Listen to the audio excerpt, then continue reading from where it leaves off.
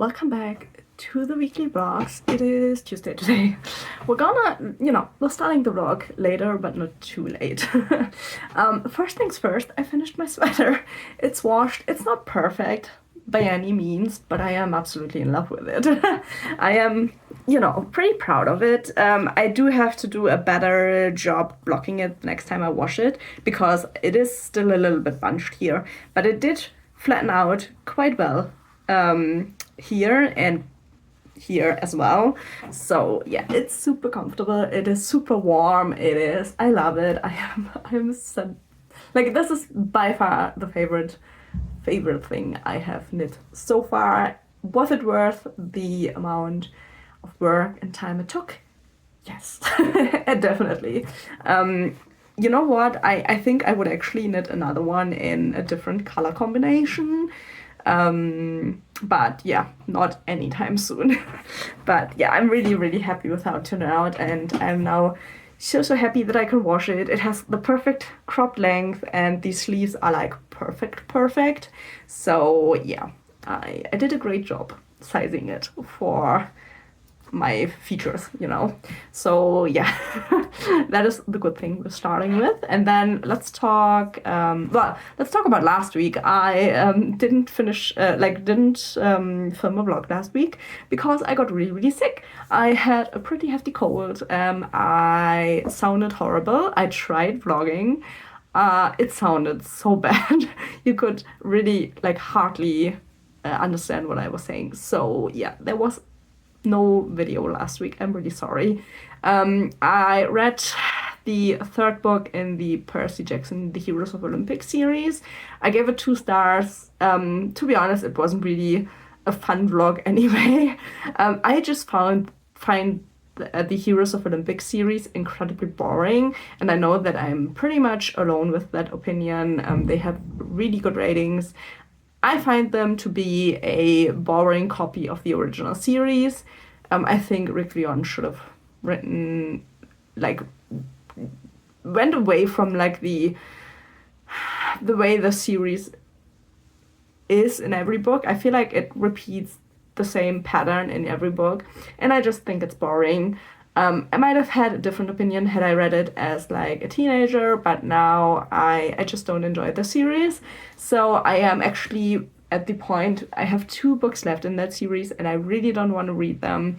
I feel bad DNFing them, but on the other hand, I really don't want to read them because I find the series to be so boring. So I am thinking about DNFing them.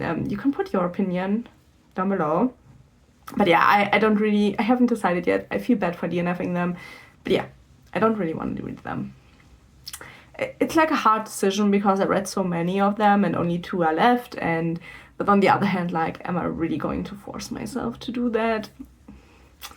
I don't know. I really don't. So yeah, let's talk about this week's reading, which is going a lot better. This week I'm reading Princess Insomnia and the Nightmare Colored Nachtmar, which I still don't know what this would be in English.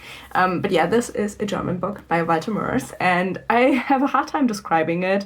It's even hard in German, so it's even harder in English. But I'm gonna try.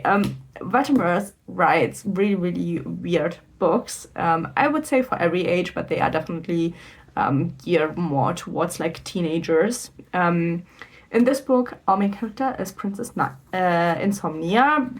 Her real name is, I think, Dahlia, I would say, and this is how she's looking. And she has insomnia. She can't sleep. She tends to be awake for days at a time. Her record is 20 days being awake. And so she does a lot of stuff because she has a lot of time, and she does a lot of thinking. She does a lot of imagining words. She's kind of weird. She likes to categorize things, learn languages. She lives in a castle. Just to give you an idea of how weird the world is, she lives in a castle that has 7 towers, and the first one has 111 steps, the second one has 222 steps, going up till 777 steps, which is the tower she lives in. So it's a really weird world that is kind of poetic, that has weird rules. I love the worlds from Altamars. If you've read the 13 and a half Lives of Captain Bluebeard, that is the same author. So maybe if you know that, I think that is the most well-known of his books, like internationally. So it's that kind of a world. It's really hard to describe. So yeah, she has, the last thing she's done is categorize her dreams into colors that she has imagined herself. One color for every letter in the alphabet. And yeah, that is the last thing that she's done so far, to imagine things. And now she's trying to sleep, which is hard to get by. And she's hearing music, which the music isn't there. It's in her thoughts. She knows that it's in her thoughts. Like, she's not like delusional. You know, she knows that what she's doing isn't all that sane, but she's also not insane. She's like in a really weird state. She also thinks sleep is overrated, and you could do so much more if you didn't have to sleep, which is something I I agree with, just because I want more time for my hobbies. But you know, so yeah, that's where we're at right now. I don't know what is going on coming next. She's in her bed, but the chapter header did mention the nightmare colored Nachtmar, so I'm guessing that we're gonna meet it now. I'm guessing that it's this creature, but we'll see. Yeah, I don't know. It's a fun read so far. I really enjoy his books. There were a few that I didn't enjoy, that I felt were a little bit boring. But this one is a lot of fun, so I'm having a lot of fun reading it. Other than that, I don't even know what I want to tell you. I did a lot of cross-stitching on the birthday present for my friend. I finished the first one, and I'm now working on the second one. Let me show you the first one finished,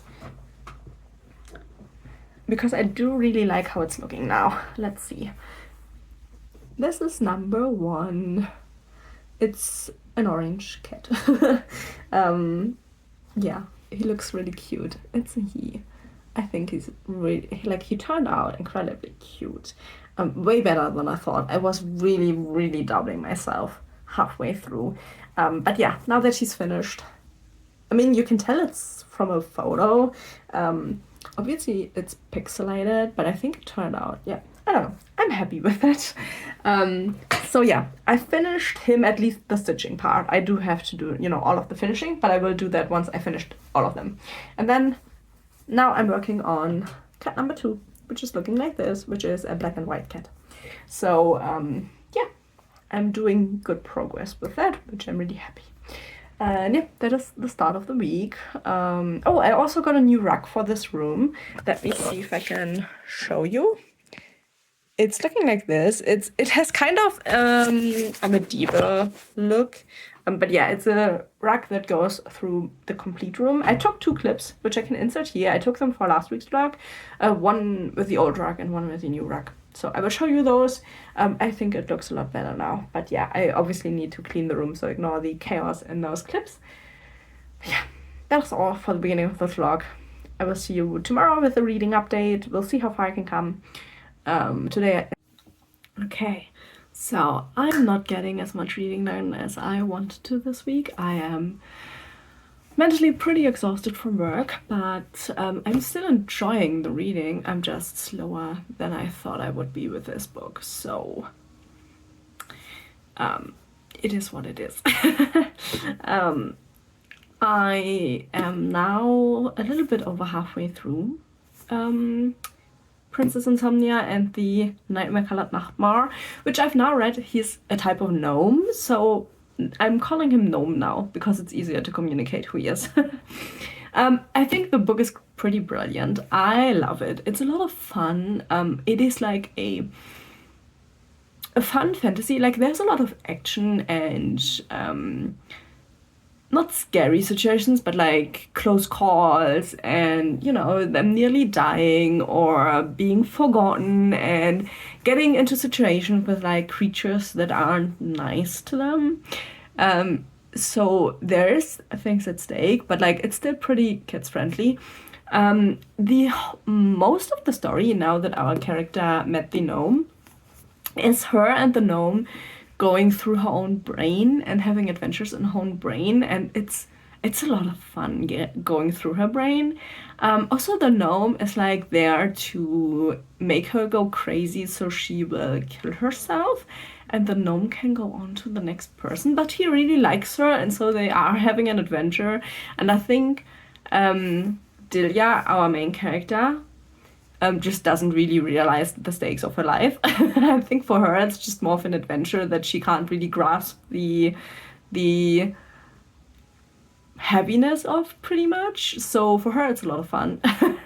Like there are scary situations, but she's having a lot of fun, and she's seeing a lot of the things that she thought she had in her brain. Like, for example, she believes that she has like a spider in her brain, and when she remembers new words or finds a new word, the spider comes and takes the word into her brain. And right now they were in a situation where they met the spider that is like keeping all of these things safe in her brain so that she can remember all of them. And it's like a really cute book, kind of. I think it's a really, really cute story about your own brain and how it functions, and you know, all of the things that happen in your brain, which are little creatures in here. And yeah, it's a lot of fun. I have to say that. Like, this is much more like 13 and a half years of Captain Bluebeard and the first Labyrinth book by Walter Mars. The Labyrinth series by him sadly gets not as great as it goes on. Like, the first book is brilliant, the second one was really, really boring. This one is a much more fun and enjoyable book again, which I'm really happy about, because I was kind of sad with the other series by him. But yeah, I absolutely love the illustrations. This is a colorful illustrated version. Like, we have, for example, these are the parasites that live in her brain, which we have, and then when they first get into her brain, they have to go through this colorful mist, and so we have the mist on the pages. Like, it's a really, really fun looking book and a really, really fun read at that. I am thoroughly enjoying myself with this read, even though I'm not doing it as fast as I would have liked to, but that is how it is. Other than that, I bought another special edition. I got the email that my Murderbot edition will be here tomorrow, which is a lot of fun because that means I can read that next week, which I'm super looking forward to. And then yesterday, yeah, like slightly before I started editing today's video, which like went out today, it's Thursday today, I got the email from Illumicrate that I had I could go ahead and buy the special edition of Annihilation, like the whole series, the Area X series by Jeff Vandermeer. And I had no idea that they were doing it. I must have missed the original email that they will be coming out with a special edition. And I looked at it, and it's glow in the dark edition, and I love the covers. So yeah, I actually allowed myself to buy that special edition, even though I own all of the books in the series. But they are so pretty, and mine all look different. Like, I have the trilogy of Area X, then I have the prequel. And then I have Annihilation on its own, and all three look pretty different. And now then I will have the full version in the special edition. So I bought it. I really shouldn't have. It's expensive and I really don't need it, but it was so pretty. And like, that is one of my favorite weird and out there series. So I'm really, really happy that I'm gonna own a signed version and a pretty edition, you know. So yeah, that was what I have been up to otherwise.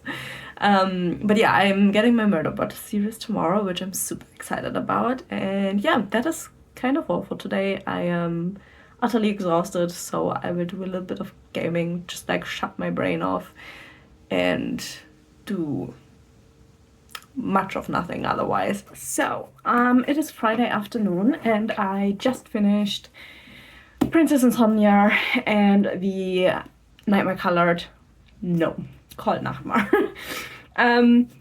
I actually also read the Wikipedia article to the book because I found out something really interesting, which I want to talk about in a minute.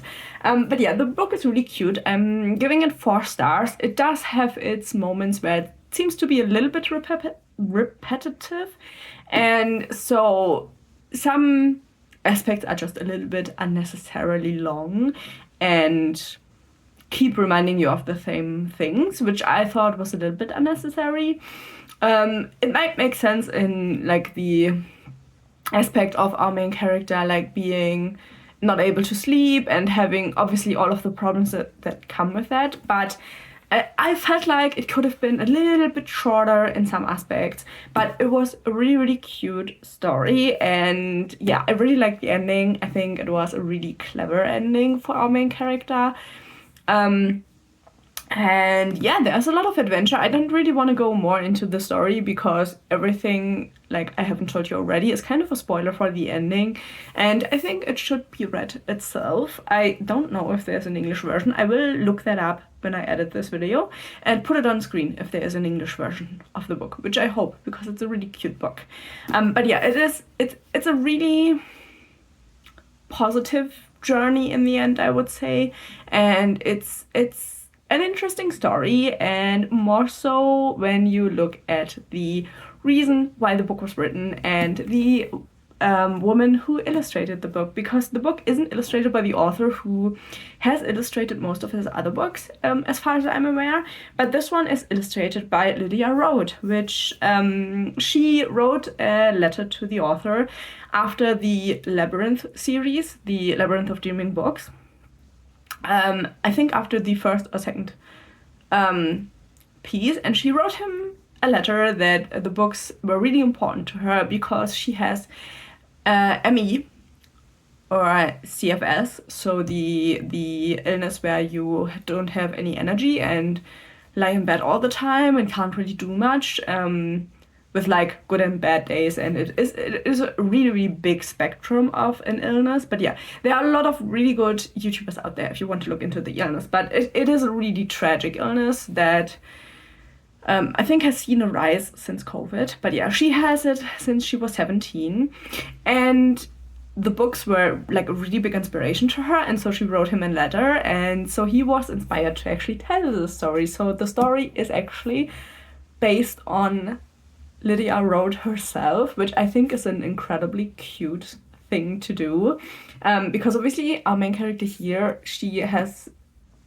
a problem with sleep. It isn't told what kind of an illness she has, so we are kind of in the dark with that, but obviously it's really inspired, and so he gave Lydia the opportunity to illustrate the whole book, which I just think is just so amazing. Like, we have another illustration here that I really, really loved. I really love these colorful little objects on like a black background.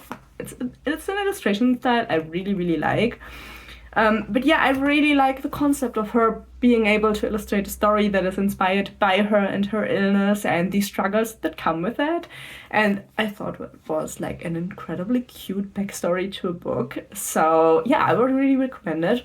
4 stars. It was a great journey. It is as weird as the other books by Walter Mörs, so if you know his other books, you kind of know where this is going. It does play in Zamonian, which is the world that all of his books, or most of his books, play in, but we don't go outside of Dilias, which obviously is an anagram to Lydia. Is anagram the right word? Like, it takes all of the letters of Lydia and wraps them around, so the princess is called Dilia, which I just realized. But yeah, so yeah, it's just cute. I would really recommend, and it plays out only in her brain, so we don't really get all of the quirks that Zamonian has. Normally we don't get that, but like we get a really cute story, which I'm really happy about. I would really recommend. I'm happy that I bought it and read it, and I'm happy that I have the illustrated edition. I don't even know if it comes in a non-illustrated edition. I think it would make sense that it only comes in the illustrated edition, being that's the reason for the book. So yeah, that is the book, which I'm really happy about. And now my Illumicrate package arrived and it wasn't what I wanted it to be. So I was slightly disappointed, but I'm not disappointed with what came, just that it's not the Murderbot books. So I can't start with the Murderbot books, but I did get my Evernight box, which I didn't expect. I had the packages turned around, so the Murderbot series is just being shipped out now. So it should come in actually a couple of weeks, more like 1 or 2 weeks probably, and instead I got the Evernight box, which it slipped my mind that was coming. The book that was in it was We Call Them Witches by India Rose Bauer, and this book sounds really, really good. I'm really excited to read it. It's a book about eldritch horrors which came to the world, and the survivors of them call them witches, and they are like, we have on the front we have this creature, and then on the back we have like a horned deer, maybe something like that, and then in the back, for example, we have this really eldritch looking creature. So yeah, we have a lot of creatures all around, and yeah, the creatures came, and then our main character lives with her family. They are surviving, and then there is a young woman who comes out of the woods. She has no memories, and they take her in, and then the brother of our main character gets kidnapped, and she and the new young woman, they go together and try to save her brother, and they fall in love while doing that, which I'm actually totally fine with. It does sound like a subplot, not like an important plot, so I think it might be totally fine. But yeah, so it seems to be like a really, really, really scary, problematic world. And yeah, our main character is called Sarah, and the girl who comes is called Parsley. And so yeah, they have feelings for each other, and then they go after her brother Noah. What I find really, really great is when you take the dust jacket off, it's such a pretty book. Like, look at how this is looking. It's such a good looking book. I'm really excited for this book. Like, I wasn't expecting it, and yeah, this sounds right up my alley, except for like the romance part, but I feel like maybe we will find one where I'm fine with it, because up until now I didn't really have a problem with them in horror books per se. So we're gonna see. I am tempted to read this directly, but I don't think I will have much time to read the next couple of days, because we have friends coming tomorrow to see if their dog likes our dogs, so they can bring him with them. Bring her with them when they come visit us, so it's easier.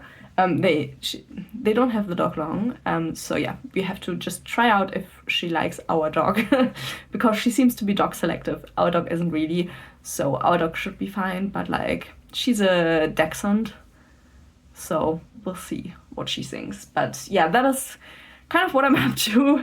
So yeah, I might just start We Call Them Witches tomorrow morning if I can get a little bit of reading time in.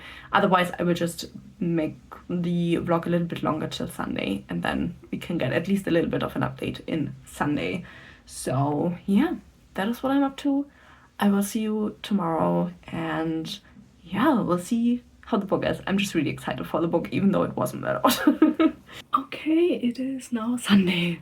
I didn't get a chance to check in with you yesterday. The day was just full and I didn't read anything as well, but I did want to end the vlog and talk quickly about the current read, which is We Call Them Witches. I am 50 pages in, so not like a big amount, but like a solid step into the book, I would say, and it is really interesting so far. We have pretty much the family. Our main character is 18. Then we have her mom, her siblings. They are 4. One is her brother, and the other 3, I'm assuming, are her siblings as well. There's 1 boy and like 2 twin girls. I'm assuming they are also her siblings from her mother, because the brother is trans, so female to male trans, and his fiance is also there. But yeah, they can't really be their children, so I'm gonna assume they are the mother's children. That's how they behave, at least. It just wasn't quite obvious to me.